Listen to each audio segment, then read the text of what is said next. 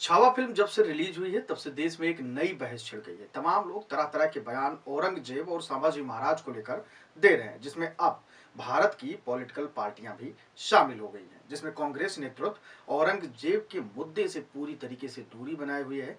पर अखिलेश यादव अब इस मुद्दे पर फंसते नजर आ रहे हैं। अखिलेश यादव की क्या मजबूरी थी अबू आजमी का समर्थन करने की, ऐसा लोग सोच रहे हैं। अखिलेश बोल सकते थे कि अबू आजमी का बयान पार्टी के विचार नहीं है, क्योंकि आखिरकार आजमी ने खुद अपने बयान वापस ले लिए हैं। महाकुंभ के अवसर पर प्रयागराज संगम में डुबकी लगाने के बाद ऐसा लग रहा था कि समाजवादी पार्टी के अध्यक्ष और यूपी के पूर्व मुख्यमंत्री यानी कि अखिलेश यादव यूपी की राजनीति में खुद को बैलेंस करने की कोशिश कर रहे हैं। पर शायद उनसे एक बार फिर ब्लंडर हो गया है। समाजवादी पार्टी के नेता व महाराष्ट्र विधानसभा के सदस्य अबू आजमी ने औरंगजेब के मुद्दे पर अपनी बात को वापस लेते हुए एक तरह से अपनी गलती स्वीकार कर ली है। पर अखिलेश यादव ने जिस तरह से अबू आजमी के बयान को एब्जॉर्ब किया और उसके बाद यूपी की राजनीति के लिहाज से ये बिल्कुल भी सही नहीं कहा जा सकता, क्योंकि उन्होंने उनके बयान का समर्थन किया। मंगलवार को ही उत्तर प्रदेश की विधानसभा में मुख्यमंत्री योगी आदित्यनाथ ने जिस औरंगजेब को हीरो बताने पर समाजवादी पार्टी को घेरा है, वहीं अनायास ही नहीं घेरा है उन्होंने। बीजेपी को इस तरीके के मुद्दे चाहिए होते हैं, वो भी चुनाव के ठीक पहले, और समाजवादी पार्टी और कांग्रेस उसे बैठे बिठाए इस तरीके के सांप्रदायिक ध्रुवीकरण वाले मुद्दे उपलब्ध कराते रहते हैं। औरंगजेब के मुद्दे पर अखिलेश यादव ने भी ऐसी ही गलती एक बार फिर से कर दी है। औरंगजेब का महिमा मंडन करने के बाद समाजवादी पार्टी के नेता अबू आजमी को महाराष्ट्र विधानसभा से मौजूदा सत्र के लिए सस्पेंड कर दिया गया। औरंगजेब पर दिए गए बयान के बाद से पूरी तरीके से अब सियासत गरमाने लगी है और अबू आजमी ने स्पष्टीकरण देते हुए कहा कि मैं शिवाजी महाराज और संभाजी महाराज के खिलाफ बोलने के बारे में सोच भी नहीं सकता हूँ। मामला एक तरह से खत्म होने वाला था, मगर इसी बीच अखिलेश यादव ने इस तरीके का बयान दे दिया जिसका फायदा बीजेपी लेने की पूरी फिराक में है। बीजेपी चाहती थी कि अबू आजमी के बयान पर अखिलेश यादव कुछ टिप्पणी करें या कुछ बोलें जिससे वो एक राजनीतिक माहौल खड़ा कर पाए।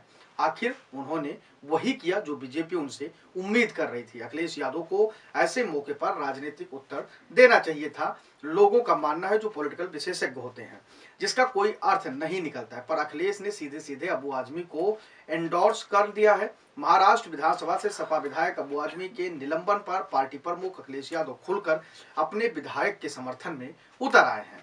उन्होंने कहा कि कुछ लोग अगर सोचते हैं कि निलंबन से सच की जुबान पर कोई लगाम लगा सकता है तो वे गलत सोचते हैं। निलंबन का आधार यदि विचारधारा से प्रभावित होने लगेगा तो अभिव्यक्ति की स्वतंत्रता और परतंत्रता में क्या अंतर रह जाएगा। हमारे विधायक हों या सांसद, उनकी बेखौफ दानिशमंदी बेमिसाल है। कुछ लोग अगर सोचते हैं कि निलंबन से सच की जुबान पर कोई लगाम लगा सकता है तो फिर ये उनकी नकारात्मक सोच का बचपना है। आजाद ख्याल कहे आज का नहीं चाहिए। भाजपा आजाद ख्याली, अभिव्यक्ति स्वतंत्रता आदि तक अखिलेश की बात ठीक लग रही थी, पर जब उन्होंने लिखा कुछ लोग अगर सोचते हैं कि निलंबन से सच की जुबान पर कोई लगाम लगा सकता है तो फिर ये उनकी नकारात्मक सोच का बचपना है, या एक ऐसा वाक्य क्लियर कर देता है कि अब अबू आजमी ने जो कहा वो सच कहा और उसे अखिलेश यादव का पूरा समर्थन प्राप्त है। जाहिर है कि बीजेपी इस बात को यूपी में मुद्दा बनाएगी, क्योंकि 27 चुनाव है, बड़ा चुनाव है, और अखिलेश को इस बात का जवाब देना भी मुश्किल हो जाएगा। अखिलेश यादव को औरंगजेब के मुद्दे पर इंडिया गुट के अन्य साथियों को देखना चाहिए। कांग्रेस के बड़े नेता इस मुद्दे से दूरी बनाए हुए हैं। कांग्रेस सांसद इमरान मसूद, कांग्रेस नेता उदित राज आदि ने जरूर अबू आजमी आदि का समर्थन किया है, पर राहुल गांधी, प्रियंका गांधी आदि ने अब तक चुप्पी बरती हुई है, यानी कि चुप्पी साधी हुई है। जाहिर है कांग्रेस समझ गई है कि बीजेपी का मुकाबला हिंदू विरोधी बनकर नहीं किया जा सकता। अखिलेश यादव भी इस बात को समझ रहे हैं। शायद यही कारण है कि उन्होंने महाकुंभ में न केवल डुबकी लगाई थी आस्था की, बल्कि विरोध के मुद्दे पर बहुत शालीनता वाली भाषा का प्रयोग भी किया था।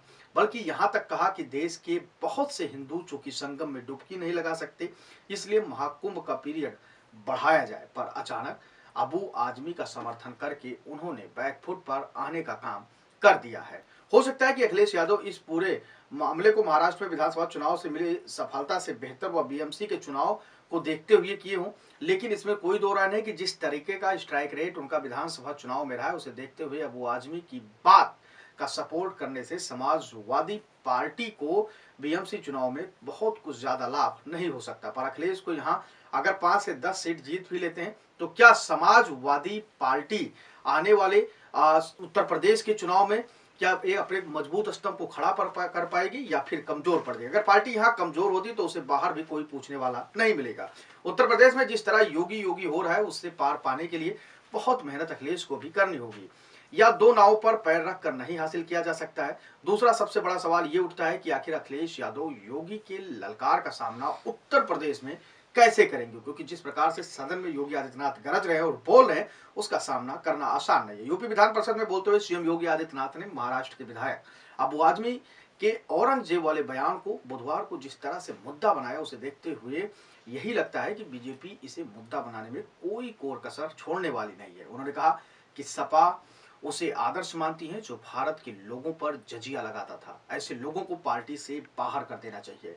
पता नहीं उनका साथ देने की अखिलेश यादव की क्या मजबूरी है। ऐसे लोगों को उत्तर प्रदेश में भेजना चाहिए। यहाँ ढंग से ऐसे लोगों का इलाज सरकार कर सकती है। बकौल सीएम योगी उस व्यक्ति को यानी कि समाजवादी पार्टी से निकालकर यूपी भेजने की बात कर रहे थे और उसका इलाज करने की भी बात कर रहे थे। उन्होंने आगे कहा, जो व्यक्ति छत्रपति शिवाजी महाराज की विरासत पर शर्म महसूस करता हो, गर्व करने के बजाय औरंगजेब को अपना आदर्श मानता है, क्या उसे हमारे देश में रहने का अधिकार है? समाजवादी पार्टी को इसका जवाब देना चाहिए। आप औरंगजेब जैसे व्यक्ति की प्रशंसा करते हैं जिसने देश के मंदिरों को नष्ट किया। आप अपने उस विधायक को नियंत्रित क्यों नहीं कर सकते जिसने आपके बयान की और आगे जाकर इस तरीके की बातें की? आप उसके बयान की निंदा क्यों नहीं की? जाहिर है कि योगी आदित्यनाथ और बीजेपी के अन्य नेता इस मुद्दे पर बार बार समाजवादी पार्टी को चुनाव तक घेरेंगे। मंगलवार को दोनों डिप्टी सीएम ने भी अबू आजमी के बयान पर समाजवादी पार्टी को टारगेट किया था